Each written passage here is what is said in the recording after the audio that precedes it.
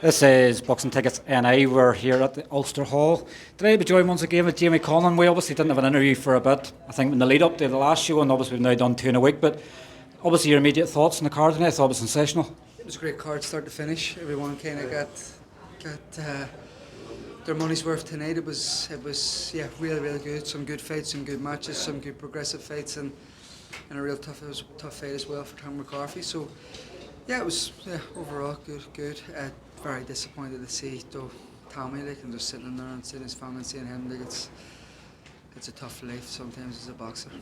Did it sort of bring it back a bit for you? Obviously 2017 when you finished off and you're sort of, after defeat and you're seeing everybody around there, you've sort of now seen it the opposite way around. It sort of bring it back for yourself when you were fighting, seeing what everybody else is feeling obviously after your defeat. No.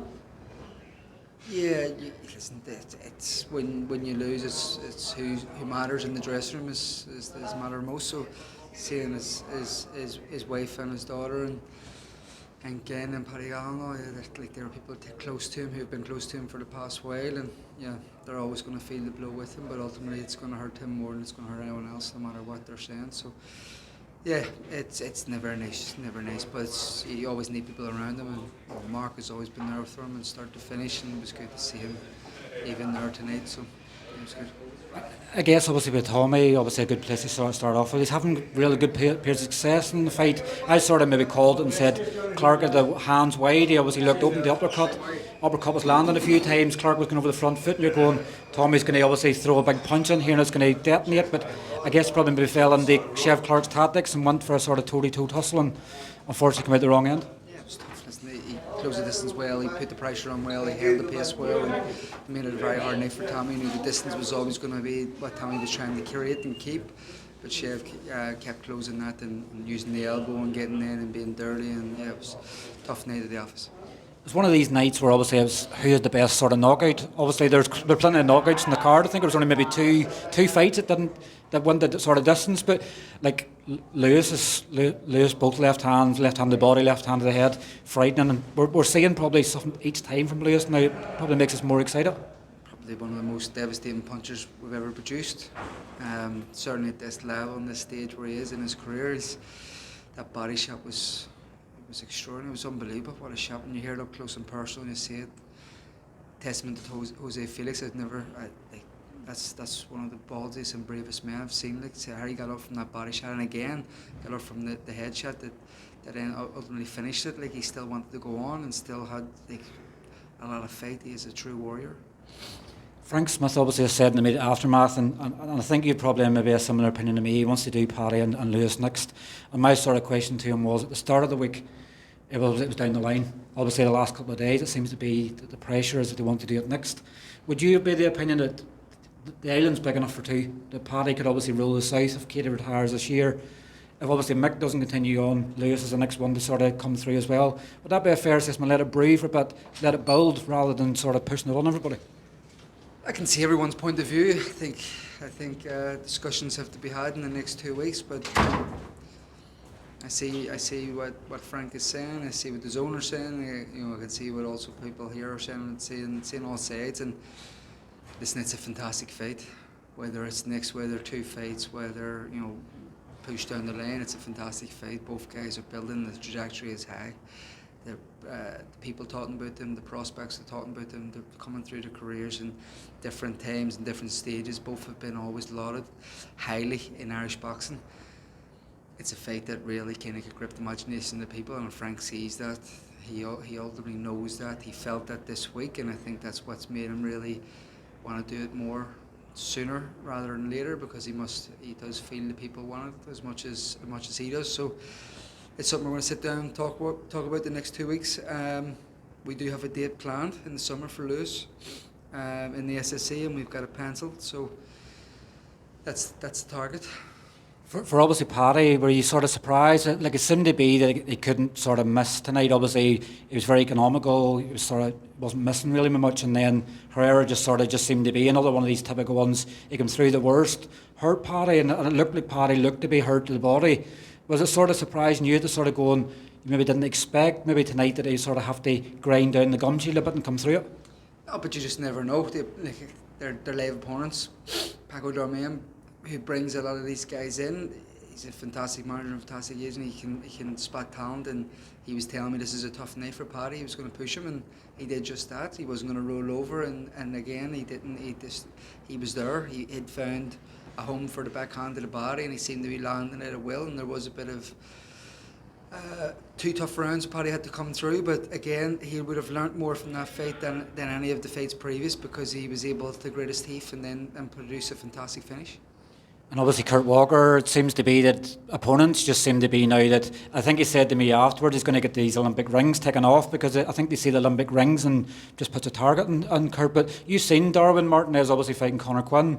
Were you sort of surprised by obviously how strong and how tough he was tonight? No, because I felt he had more gears in him when he fought Conor Quinn, and this was a fight where he could really let his hands go, and he did just that, and good, because Kurt thought, I think, he was going to get a wee tippy-tappy move around, and he wasn't. He was in a fight, and he did that because people got to see another side of Kurt Walker that they haven't seen, and there was good fighting inside, and it looked like he was punching really hard, and he was sitting down on the shots a lot more, and he was showboating. So he gave exactly what the crowd wanted to see as well, and sets everything up now for the end of March, where we're hoping to announce something again in the next 7 to 10 days. But we have booked the Ulster Hall. We are looking at the 30th of March. We are looking at Kurt Walker as our headline act, and we're looking at his first title fight. It's the typical, obviously, because his first taste of action ever in the Ulster Hall tonight, from obviously watching, he's there for the first time tonight, he's got his run out over 6 rounds, and now he's going to go straight in the headline in the card. Like, what was that, maybe him thinking he was going to get a tippy-tappy one because he knew it was coming up?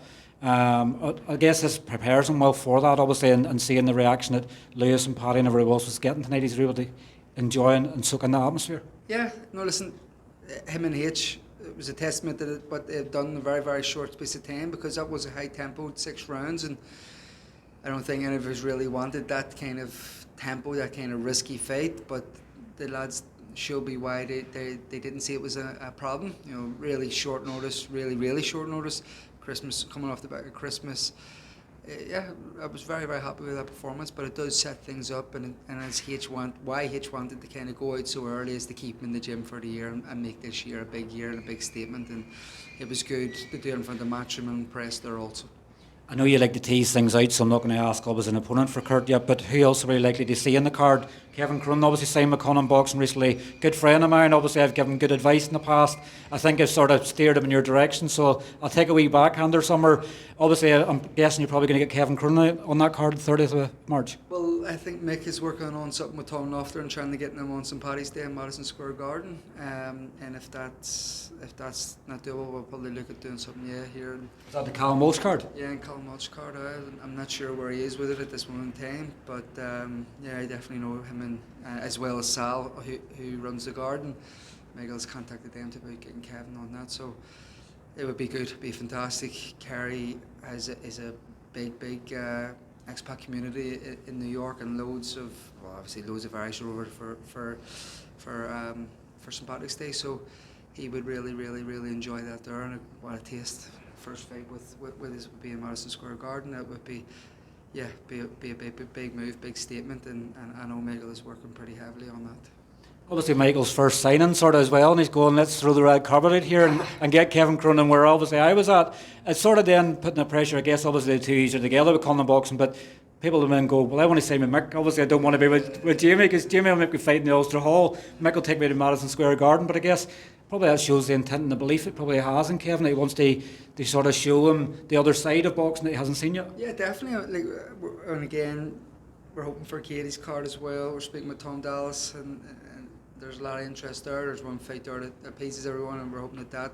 We've been speaking about something in Kerry, and Craig McCarthy has been mentioned. So the world is his oyster at this moment in time with Kevin. It's just about getting the ball rolling, and if it could potentially go to Madison Square Garden, it would be perfect. But yeah, the rest of the card, we have 2 other title fights that we're looking to do. We're just finalising. Any domestics? Yes, definitely a domestic. We'll have 1 or 2 of them. We know you love a domestic fight, obviously, and you sort of chip in the eye or something and go, what do you think of this? So domestic fights are obviously what takes people to the next level, I guess, as well. Yeah, no, we've got one. We've got a good super bantamweight domestic one here. So, but speaking with the representative manager, so yeah, we're hopeful to get that over the line, get that done, and get that announced next week also, or next 10 days also. So, yeah. I know you don't, obviously you don't manage Sean, Sean McComb, obviously he's supposed to be on the card tonight. Maybe look to maybe get him out on the Ulsterhall card in March. I guess he sacrificed some of Christmas. Obviously I know he's with Lee Eaton, but obviously with that sacrifice he sort of made, we maybe look at seeing if he's going to be ready for the Ulsterhall March. We'll see. We'll have a look at it. At the minute, it's a small enough card, and we're looking at it. I'm not sure what Lee has planned. I do need to speak to him about a few other things. So definitely be bringing up Sean, because Sean in the city is one of our leading lights, and if it's a potential to get him on the card, 100%, because he always delivers. Well, look, I said I'd keep it short, just over 10.5 minutes. Thanks very much for your time as always, and I'm sure we'll catch up with you soon. Cheers, morning. It's good to see you, Nate. Another good one.